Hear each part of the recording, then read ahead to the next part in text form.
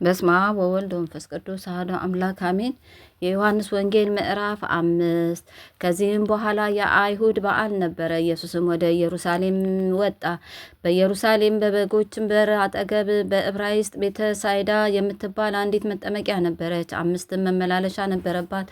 በእነዚህ ውስጥ የውሃውን መንቀሳቀስ እየጠበቁ በሽተኞችና ዕውሮችን፣ አንካሶችም ሰውነታቸው የሰለለ ብዙ ሕዝብ ይተኙ ነበር። አንዳንድ ጊዜ የጌታ መልአክ ወደ መጠመቂያዊቱ ወርዶ ውሃውን ያናውጥ ነበርና፣ እንግዲህም ከውሃው መናወጥ በኋላ በመጀመሪያ የገባ ከማናቸውም ካለበት ደዌ ጤናማ ይሆን ነበር። በዚያም ከ38 ዓመት ጀምሮ የታመመ አንድ ሰው ነበረ። ኢየሱስ ይህንን ሰው ተኝቶ ባየ ጊዜ እስካሁን ብዙ ዘመን እንዲሁ እንደነበረ አውቆ ልትድን ትወዳለህን?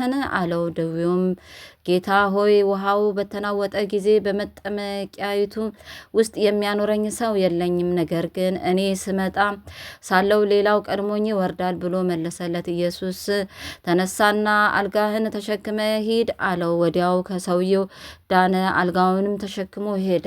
ያንም ቀን ሰንበት ነበረ። ስለዚህ አይሁድ የተፈወሰውን ሰው ሰንበት ነው፣ አልጋህንም ልትሸከም አልተፈቀደልህም አሉት። እርሱ ግን ያዳነኝ ያ ሰው አልጋህን ተሸክመ ሂድ አለኝ ብዙ ብሎ መለሰላቸው። እነርሱም አልጋህን ተሸክመ ሂድ ያለ ሰው ማን ነው ብለው ጠየቁት።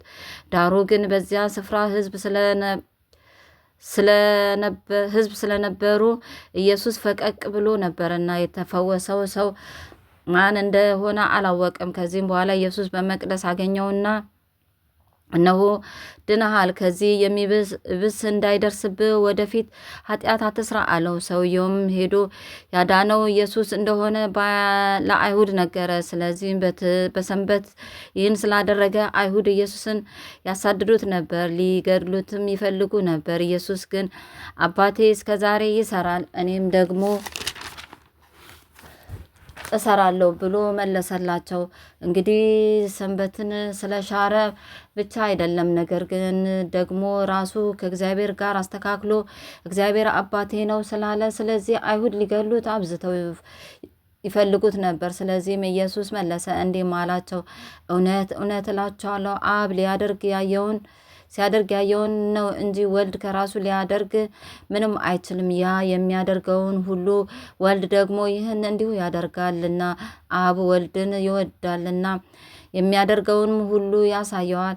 እናንተ ትደነቁ ዘንድ ከዚህ የሚበልጥ ስራ ያሳየዋል። አብ ሙታንን እንደሚያነሳ ሕይወትንም እንደሚሰጣቸው እንዲሁ ወልድ ደግሞ ለሚወዳቸው ሕይወትን ይሰጣቸዋል። ሰዎች ሁሉ አብን እንደሚያከብሩት ወልድን ያከብሩት ዘንድ ፍርድን ሁሉ ለወልድ ሰጠው እንጂ አብ በአንድ ሰው እንኳን አይፈርድም። ወልድን የማያከብር የላከውን አብን አያከብርም።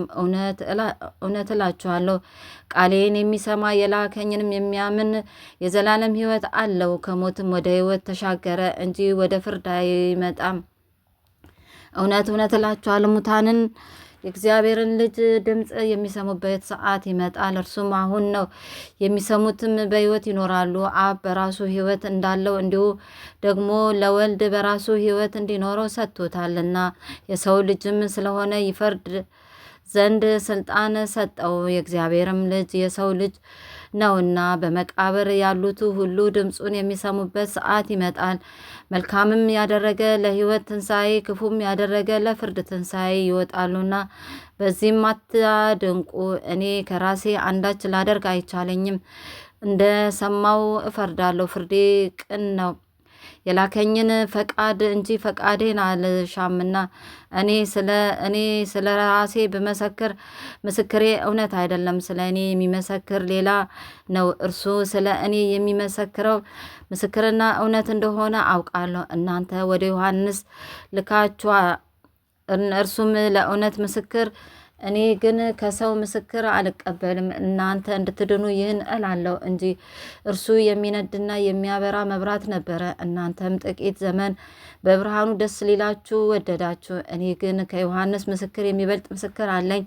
አብ ልፈጽመው የሰጠኝ ስራ፣ ይህ የማደርገው ስራ አብ እንደላከኝ ስለ እኔ መሰክራለሁና፣ የላከኝን አብም እርሱ ስለ እኔ መስክሯልና። ድምፁንም ከቶ አልሰማችሁም፣ መልኩንም አላያችሁም። እርሱ የላከውን እናንተ አታምኑምና በእናንተ ዘንድ የሚኖር ቃሉ የላችሁምና እናንተ በመጽሐፍት የዘላለም ሕይወት እንዳላችሁ ይመስላችኋል።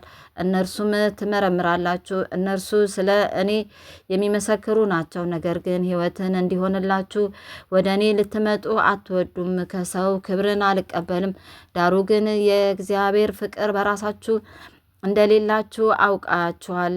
እኔ በአባቴ ስም መጥቻለሁ፣ አልተቀበላችሁኝም። ሌላው በራሱ ስም ቢመጣ እርሱን ትቀበሉታላችሁ። እናንተ እርስ በርሳችሁ ክብር የምትቀባበሉ ከአንዱም ከእግዚአብሔር ያለውን ክብር የማትፈልጉ እንዴት ልታምኑ ትችላላችሁ?